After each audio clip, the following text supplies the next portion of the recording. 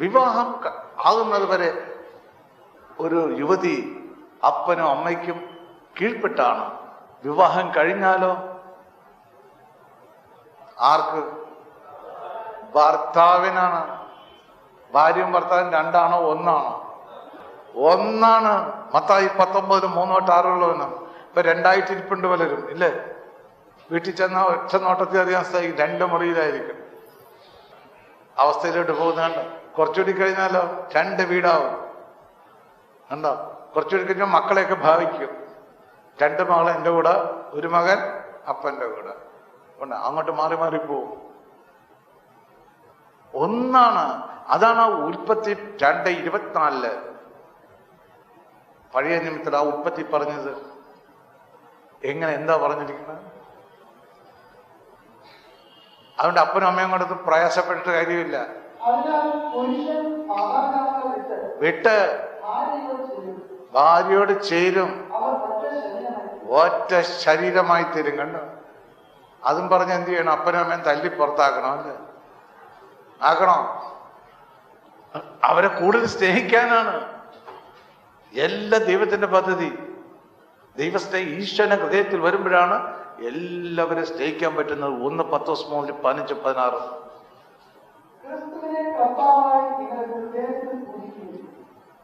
കർത്താവായി ഹൃദയത്തിൽ പൂജിക്കും.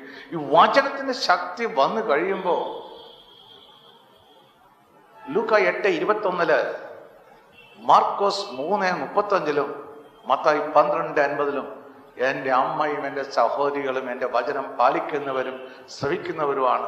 എൻ്റെ പിതാവിൻ്റെ ഹിതം നിറവേറ്റുന്നവരാണ് എൻ്റെ അമ്മയും എൻ്റെ സഹോദരികളും. അതാണ് മാതാവിനെ സ്ത്രീയെ എന്നെല്ലാം പറയുന്നത്. അതിന് വചനത്തിലും ആത്മാവില്ലാത്തവൻ എന്ത് പറയും? ബുദ്ധിയിൽ. കണ്ടോ? സ്ത്രീയെന്ന് വിളിച്ച്. നിങ്ങൾക്ക് വചനം വരുമ്പോൾ നിങ്ങളും പറയും നിങ്ങളുടെ അമ്മയെ സ്ത്രീയെ ബഹുമാനത്തോടും. കണ്ടോ? അറ്റാച്ച്മെന്റ് ഉണ്ടായില്ല. കണ്ടോ? ഈ അവസ്ഥ വരാതിരിക്കുന്നതുകൊണ്ടാണ് ഈ അമ്മയും എന്നൊക്കെ പറഞ്ഞു നടക്കണം. കെട്ടിയരും ഭാര്യ, എന്റെ കെട്ടിയത്, ഇല്ലേ? ഒരു സമയം ഭർത്താവ് ഒന്ന് പുറത്തോട്ട് പോയാൽ പിന്നെ ഇരിക്കുക, ഭരണവരെ കടന്ന് വെപ്രാളമാണ്, ഇല്ലേ? ഈശോ വന്ന വെപ്രാളം ഉണ്ടാവുക? ഒരു വെപ്രാളവും ഉണ്ടാകില്ല. അതുകൊണ്ടാണ് ആദ്യം ഈശോ വരുമ്പോഴാണ് നമ്മൾ സ്നേഹിക്കാൻ പറ്റുന്നത്. അതാണ് ദൈവസ്നേഹം എന്ന് പറയുന്നത്. കൽപ്പനകൾ പാലിക്കുമ്പോഴാണ് ദൈവസ്നേഹം വരുന്നത്. 1 യോഹന്നാൻ 5 1-4 വരെയുള്ള വചനം. ഇതുകൊണ്ടാണ് പത്രോസ് പറഞ്ഞത്, ആ 1 പത്രോസ് 3 1-7 വചനത്തില്, ഭാര്യമാരെ നിങ്ങൾ, അല്ലെങ്കിൽ ഈശോ എന്ത് പറഞ്ഞാൽ പൗലോസ്, ഭർത്താക്കന്മാരെ നിങ്ങൾ ഭാര്യമാർക്ക് വിധേയരായിരിക്കും. അങ്ങനെ ആയിരുന്നെങ്കിൽ പലരും ഇപ്പോഴങ്ങനെയാണ്. ഒളിച്ചിരിക്കുക എല്ലാവരും. എല്ലാ ഭാര്യമാർക്ക് അടിമകളാണ്. നേരെ വിപരീതമാണ് കർത്താവിന്. ഇല്ലെന്ന് പറയാൻ ധൈര്യമായിട്ട് പറയാമോ? ഇത് കാര്യം ഇതാണ്. കൽപ്പനകൾ ലംഘിക്കുന്നു. കർത്താവിന്റെ കൽപ്പനയല്ലേ ലംഘിക്കുന്നത്? അതാണ് പത്രോസ് പറഞ്ഞത്. പത്രോസ് ആരാണ്? ആയിരുന്നു ഒരു മത്സ്യത്തൊഴിലാളിയാണ്. യാക്കോബ് 1:5 ജ്ഞാനമില്ലാത്തവന് ജ്ഞാനം ചോദിക്കട്ടെ ദൈവത്തോട്. യോഹന്നാൻ 3:34 ദൈവം ആത്മാവിനെ അളന്നല്ല കൊടുക്കുന്ന, റേഷൻ കടയൊന്നുമല്ല, വാരിക്കോരിത്തരും. ലൂക്ക 11:13 ചോദിക്കുന്നുമ്പോ നമുക്ക് തരും. അതായി മത്തായി 7:7 മുട്ടുക തുറക്കപ്പെടും, പരിശുദ്ധാരിയെ ചോദിച്ചാൽ തരും. കണ്ടോ? അതാണ് ഈശോ പറയുന്നത്, ഞാൻ ചെയ്തല്ലോ വലുത് നിങ്ങൾ ചെയ്യുമെന്ന്.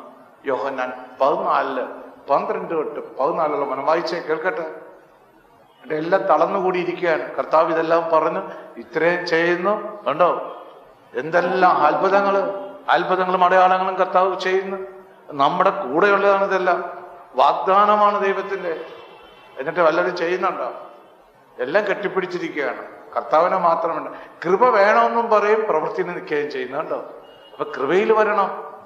അതാ കൃപയിൽ തുടങ്ങിയത്. ഇനി വായന. സത്യസത്യമായി ഞാൻ നിങ്ങളോട് പറയുന്നു, എന്നെ വിശ്വസിക്കുന്നവൻ ഞാൻ ചെയ്യുന്ന പ്രവർത്തനത്തിൽ ഞാൻ പിതാവിന്റെ അടുത്തേക്ക് പോകുന്നത് ഇവയേക്കാൾ വലിയവയും ആണ്. നിങ്ങൾ എന്റെ നാമത്തിൽ ആവശ്യപ്പെടുന്നതെന്നും പിതാവ് പുത്രനെ മറപ്പെടാൻ വേണ്ടി ഞാൻ പറഞ്ഞു. എന്റെ നാമത്തിൽ നിങ്ങൾ എന്നോട് ഞാൻ ചെയ്തത്.